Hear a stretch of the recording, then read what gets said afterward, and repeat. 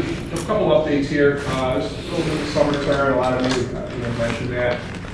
We had 170 students here compared to 128 last year for the summer programs, school programs, a variety of areas, K-12, and general ed, instruction going on at elementary level, special ed classes, middle school and elementary as well. So a lot of learning going on, activities going on throughout the summer. We mentioned the Green County Youth Fair. We sent kids up there, there's that. Integrated STEM, kids are going to STEM classes, library as well at the elementary level. Correct, I'm involved with them. And Apartment 251 ran the coffee cart this morning, so we're going to have partaking in that a lot as well.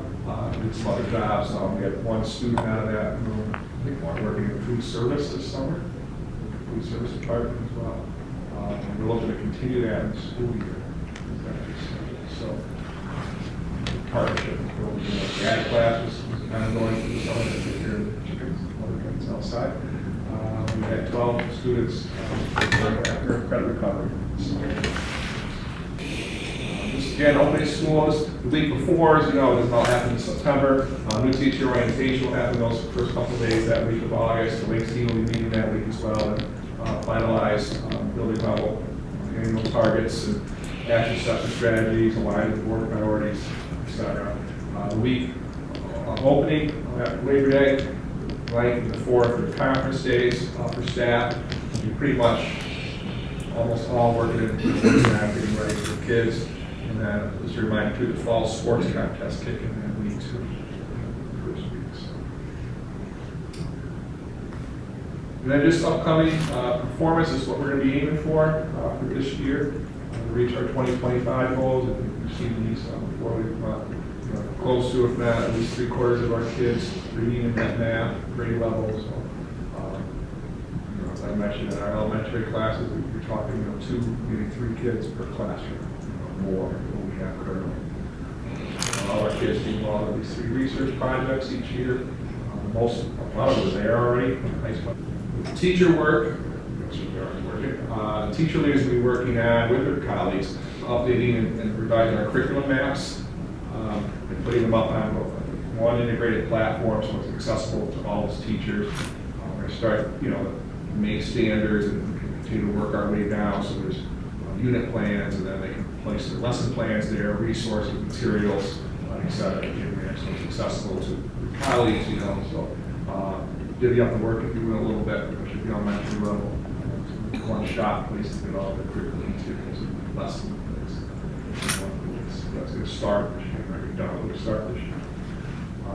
All of our K student teachers will be implementing the benchmark framework. We had a pilot for the last 2 years on that.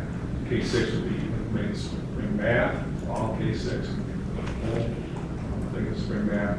The career exploration will be more. It has been. It's going to be even further in more depth, integrated in the classroom. So that's going to be kind of the focus of our teachers will be working on.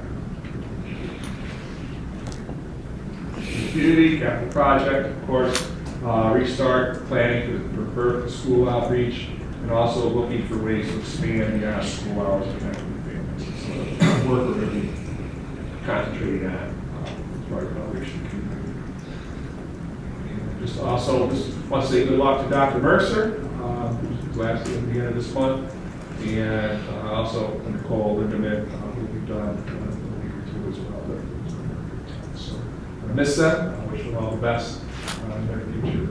This is good stuff.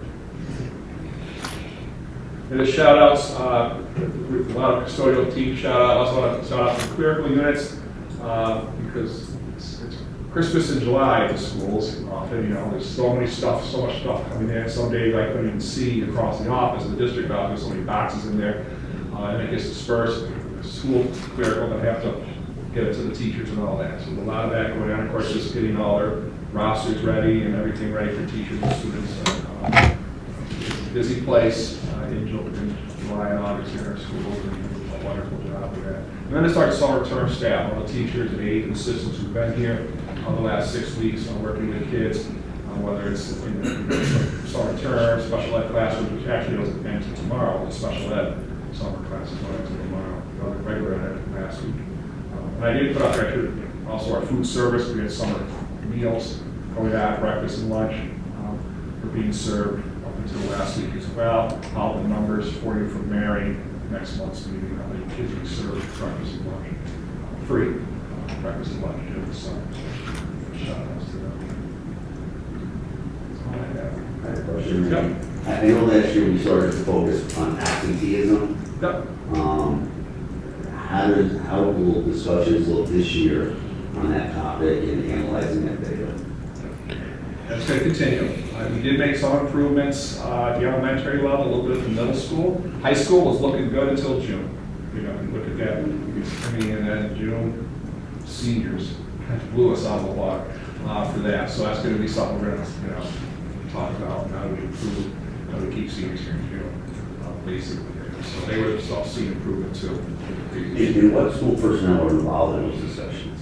It's the teacher leaders, the building level teams, administrative why we try to, do some stuff just why, as far as messaging, and then. Do our social workers or psychologists get involved? So they're part of that group. And counselors, school counselors, everybody's involved with it. So it's not just being proactive and reminding parents the importance of being in school, but that's, okay, when we start seeing kids not here, like, what are we doing to get them here? There's still a school avoidance, certainly some of our students, there's still that going on. It's just really trying to educate parents on the importance of getting their kids here, especially the elementary level, because that's kids, the parents need to get their elementary kids here. High school, middle school, I know is a little bit different. It's come from what the materials that you sent the board and other things that have come to the board's attention on information. It's such a complex issue. There's so many different factors of why students can be absent from school. Yeah, we don't want to make this sick. What is sick mean anymore? And I think there's still some COVID hangover from that. Before it was anything, stay home. Now it's okay to stay home. And I think some parents are going to need some guidance. Yes. How to help their kids that are struggling to come to school, get over those fears. Yes, and that's what the whole group is, because it's school avoidance. It's there's a lot of factors, and so do we change the day for those kids a little bit? We change, instead of going in 8 periods a day, they go to the flex program, or they do some of these other alternative ways to get them learning. They can come back and feel safe if they're coming. So they need to just come part-time or that's an option. back into it. Principal know that whatever works should be successful.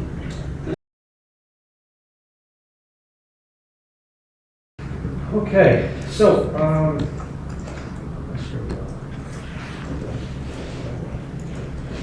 all right, so a couple things for you. Long list, really short topic.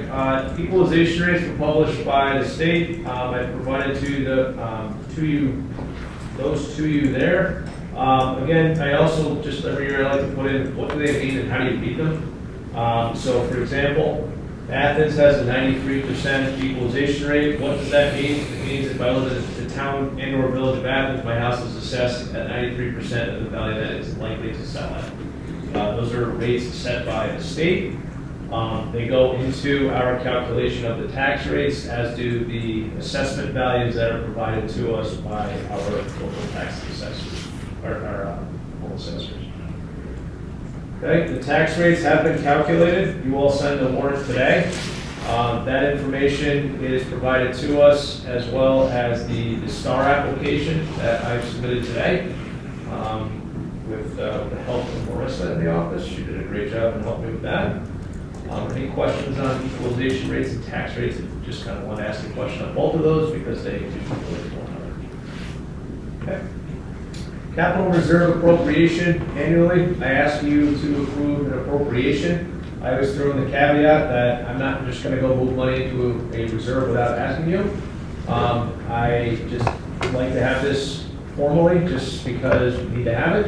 And I'd like to be able to show the auditors that we took care of what we needed to. And then, as you guys found out in June, I will suggest to you, we had X amount of dollars, I'd like to move X amount of dollars into the capital reserve. It's important to note that by funding the capital reserve, that offsets the burden to taxpayers if and when a capital project comes up. And as we've talked about quite extensively already tonight, we do have one on the horizon. So this will help limit that burden to taxpayers. The more we can put away in that reserve, the better. It's not added money that we seek to fund it. It's leftover money from underspent budget lines that we use for various reasons, whether it be federal funds or things were cheaper than we anticipated. Any questions on that? Okay.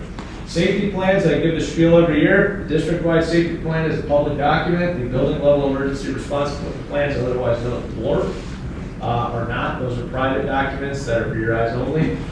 They need to be approved by us, and then we need to annually upload them to the state portal. Locally, the Greene County Sheriff's Office, the Coxsackie PD, and Athens PD are provided hard copies. The state police get the copy from the state portal. They ask us not to share those with them. They're not our copy. Meal prices. Why are we talking about meal prices via CEP? It's free. I put some anticipated FAQs in there. I'm doing this for historical purposes, for data purposes. What do I mean by that? If the 2027 comes around and we have to start paying for meal prices again, I can't go back to just 23, 24 when we last paid for a meal. I think that was in the month of November, if I'm not mistaken, and say, okay, I can increase that by this small percentage. We have to carry it forward and increase it as if we were paying. Students are still eating for free. As of right now, the New York State budget, which we rely on, does have that funding in there so that it can supplement CEP. If you recall, prior to the government supplementing this, we were a partial CEP school. By being a partial CEP school, we cannot ask families, taxpayers, students to pick up their remaining amount. So that's why the students were paying full price. So while I want to say that it's set to expire in 2027 and we can reapply every year, which we fully intend on doing, this solely rests on the state budget or including the funding for these meals. I just want to make that clear to everybody. So with that, I did put just some anticipated FAQs in there for you all, just so folks can reference it. Did anybody have any questions on that? Just a quick CEP. Community eligibility provision. Thank you. Next thing I had is just a midsummer facilities update. Excuse me.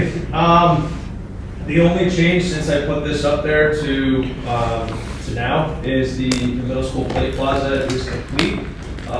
It's in my thank yous next, but I do want to just say a giant thank you to the village of Coxsackie, who donated their excavation materials and some workers to go back there and pull everything out because we do not own an excavator here on campus. They did that free of charge at no cost with a thank you for letting us use your building when we were doing the grant process.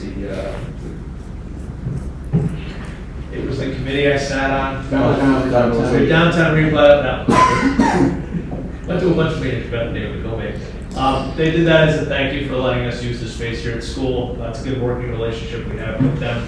But we were able to get that done, and then a company came in to do the final paving. We laid all the stonework ourselves. They just had to come in and put down the asphalt. So that was helpful. Does anybody have any questions on any of those projects? Yes, yeah, our Questar communications person actually just released something recently with pic photos of them. Did you get that? You get some of the spy. You get the log. Oh, you did? Okay. So if I'll get some photos and send those over to you guys for sure. And then finally, like Randy, have some thank yous of my own. Just thank you to the village of Coxsackie for their assisting the excavation project on the backside of the middle school there. I know that our custodial team and our athletic teams will be very thankful for that. If you recall, the biggest initiative behind that was the amount of dirt that was coming into our buildings. Kids might as well have sandpaper on the bottom of their shoes. It was destroying our gym floor. So that was part of that. I also, just on a personal level, want to just thank the 6 student athletes who volunteered their day a couple Thursdays ago at the Play It Forward 518 charity event. I showed up at 7:15 in the morning and helped set up. I moseyed in at about 8 o'clock. Everything was done already. So great, 6th grade kids had a great time. They didn't win anything this year. I thought I won something, then they took it away from me because they attached my name to the ticket number. I was really confused when I won a track day and I didn't come in for it. So. And then, most importantly, custodial and grounds team. I've worked with them all summer, but they've done an amazing job. I just want to echo what everybody else is saying, and the same thing with food service. They've done an amazing job. We've got the inspectors came in again and done absolutely nothing in any one of our kitchens, which is a good thing. Does anybody have any questions for me?